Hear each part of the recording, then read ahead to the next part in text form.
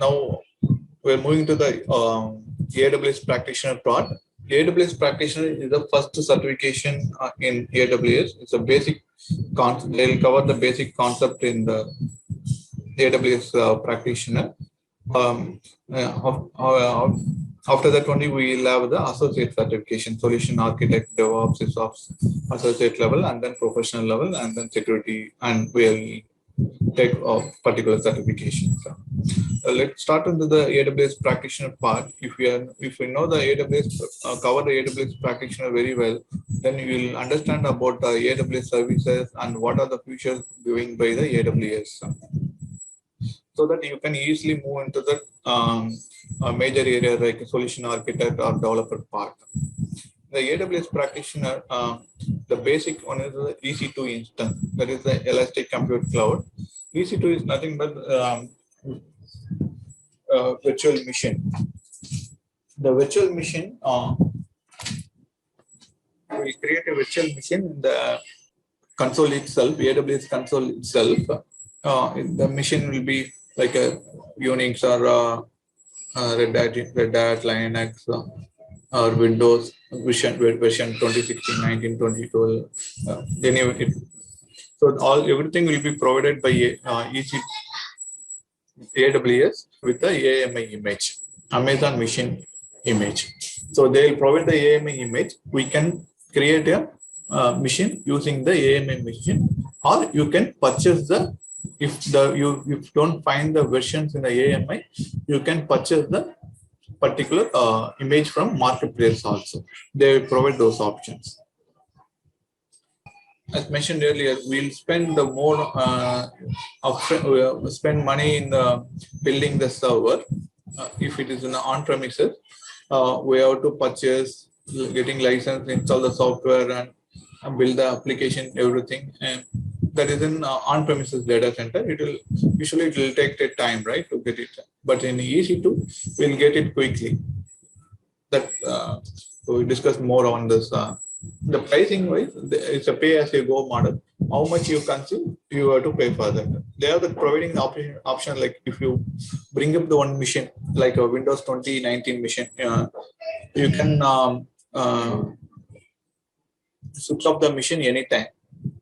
They will charge for the how much you have consumed and how much the machine was online. Those amount of time only they will also charge. The back end, they will charge only for your disk. If machine is down, they will charge only for your storage. The back end, if you have purchased 100 GB or 200 GB of disk, they will charge you for only 200 GB. That is very, very less amount. If your machine is online up only, they will charge 100%. So they are giving the flexibility. You can shut down the machine off business hours. If it's a non-production environment, you can. Most of the organizations, they are doing the testing development part in cloud environment only, because they can shut down and they can get the machine immediately, and they have the other benefits of like they can shut down it anytime, and they'll charge AWS is charge for how much you have consumed. So timing and the cost wise, they're getting more benefit on this. So that's the EC2 instance, and in the EC2 instance, we are it's not part of the other topic is monolithic and microservice is not part of EC2, but current trend, most of the organizations are preferring to use microservices, and but there are huge differences between monolithic and microservices. With the monolithic is having codes in a larger manner, and microservices having codes are created in a small services. So if, for example, you have your startup company, 2-3 resources only you are having, then you can prefer for monolithic, because the code will be in a single. It's like a single page. You 3 people can write the code and edit it and run the code there. It will be very easier in monolithic. If you have 100 plus members in your organization, you prefer to use microservices for better. You can divide the applications small portion in microservices. So we can split the 10 resources can work in one service, other 10 resources can work in another services. Like that, we can split up in microservices. In monolithic, we don't have such benefits. Only single page. It's kind of large code base. We have to edit it. If even though the three resources are working in different technologies, they have to work in a single place only. But in a microservices, we can split up the project and they can work it from anywhere, and they can do the work or maintenance work and all. They can perform it. In a monolithic, both having a pros and cons, but the current trend of organizations are preferring to use microservices because the AWS is giving good services in microservices. That is called a container and all. The upcoming slide.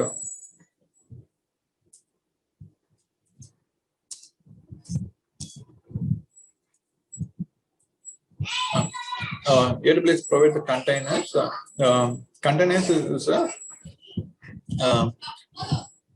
services. The services called the Elastic Container Services. Earlier we will create a VM. The VM will create the applications and all.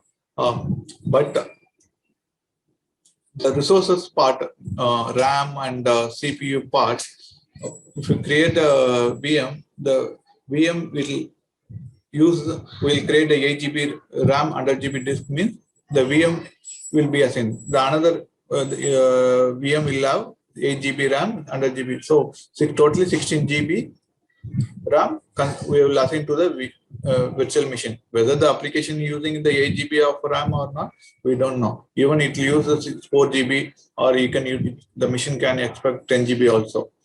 So in the container, that is in VMware. In the container world, we can assign the 8 GB of RAM to the container, but it can use only 6 GB. The remaining 2 GB, it will release it, and the other machine, other VM want to use 10 GB, so it will give the 2 GB to other container services. So the resources part, majorly the resources part, CPU, memory, disks, and all will be shared among each other. That is so container. That's the reason currently organizations are preferring to use container for smaller applications, because they can save the resources and also cost. So VM have their own features, but current organizations are preferring for smaller applications. They prefer to use in containers. AWS is providing the services for Elastic Container Services, where we have to create the services within the server and with the help of Amazon Fargate. So there is a different container and VMware, so that we don't cover in the practitioner part. And the other thing is the container world currently the major organization is Docker. They're providing, it's an open source.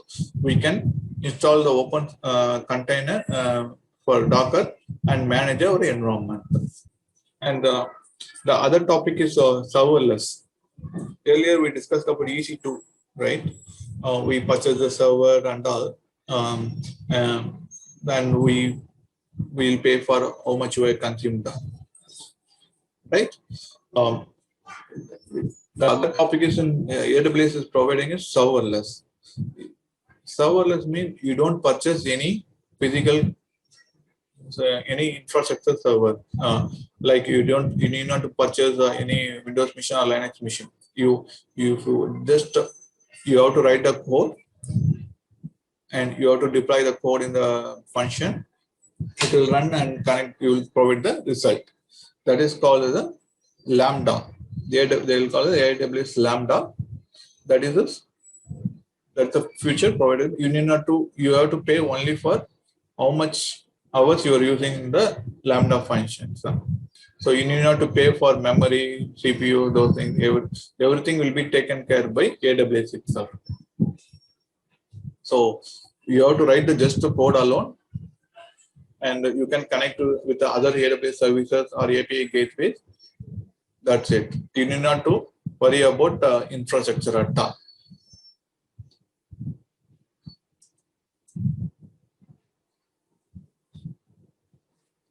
We discussed about the region already. There are regions across the world, and usually as an architect, we have to decide where our data is to be present, whether in US or India or Europe. We have to decide ourselves based on our application functionality and governance model. If your let's say our other data cannot be in US data center, right? So those things will be, as an architect, they will finalize it where data should be present. Based on that, they will make an agreement with the AWS sales team, and then they will take it further. So they'll give as a first architect priority is first point is data governance and security, and then only they will prefer for cost saving on other parts. The pricing will be same for across the region. Whatever charging the US, the same the amount they charge in if you use the region in India also. So pricing wise, there is no differences. Only there is a limitation of services in the regions. For example, in US, we'll get all the services, MIL, IoT services. But in India, in Mumbai region, we'll get a limited amount of services. Even we'll get the AIM and all the services. But any recent features come, they'll prefer, and first they will implement in US region, and then only it will come into the other region. So the next topic is how to provision AWS resources. AWS is having the console called console.aws.com, where we can create our ID, and also we have to provide our credit card or debit card. It's a free tier only. They are providing a 12-month free tier, but we have to provide our debit card or credit card details in the while creating our ID in the console. Once the ID is created, you can create the services. There are free services also they are providing it, but that is 2 GB of RAM. For example, for EC2 instance, they give only 2 GB of RAM, 1 CPU. Such things they'll give it as free for testing purpose. If you want to try high range of machine, then we have to pay from our package. So they're giving free tier for all the other services also, major services, RDS and all. But 200 hours, 300 hours, they'll provide for free services, and then they'll charge. But the thing is, they will once your free tier is over, they will charge from they'll charge in your credit card, but they'll inform you in advance. So they are planning to how much. So before charging your credit card, they'll inform you in advance. You can confirm whether you want to continue or you can disable that. So in the console, we can create all the services, free services and paid services also. And apart from console, we have the AWS CLI command line interface. We can install the command line interface in our laptop, and instead of using console, you can write they have provided the commands. We can use the commands to connect the environment, and then we can create it. Most properly, the infrastructure as a code, that's called the AWS Cloud Formation. They prefer to use command line interface only, because the critical, that is banking organizations and all, they don't allow us to use AWS console. Even though the AWS console is very easy to create the resource, access the resources, managing it, but they prefer to use command line only.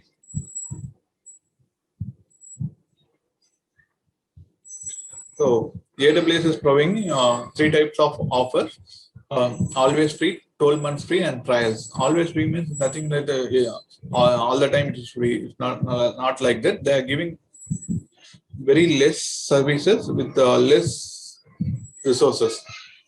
As said, 2 GB RAM, 1 CPU. Such machine they will provide it. We can test purpose, we can utilize it. That's for free, always free. 12 months free, they'll provide few services for 12 months. After 12 months, they will charge. And the 12 months also, they have some specification, like a few hours only we can utilize for the particular services. And also they don't cover all the services.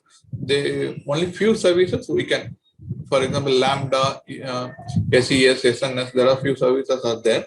We can use those services for 12 months for free. The other services they will charge as it is. Trials also, it's like a free only. We can utilize it, and after utilization, we can purchase in the marketplace. If you are fine, then we can go ahead and purchase it. That's the trial version. Once you got the access to the portal, right? Every week you have the recommendation. Every week you have to check it in the AWS Cost Explorer services, so that you will understand whether they are charging anything indirectly or not.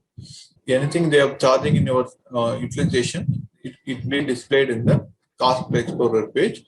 The Cost Explorer page will show you how much hours you have utilized, how much resources you have utilized. Those details will be present in the page.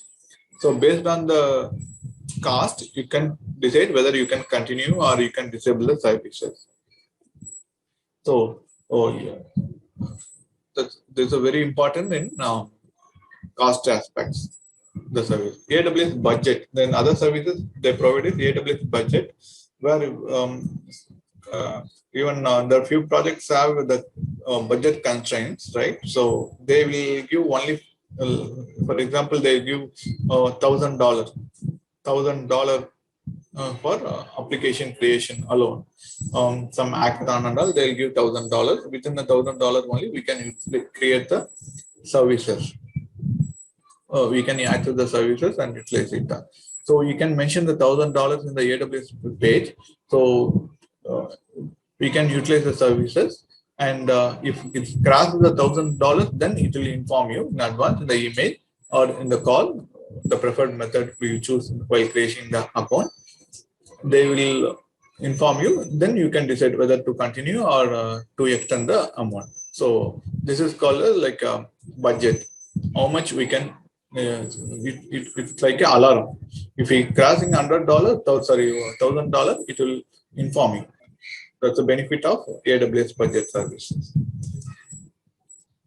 Other topic is migration strategy. So when you move to the cloud, AWS or Azure or any major cloud vendor, you will always think about migration strategies. So your application is running in data center, but you want to move into cloud.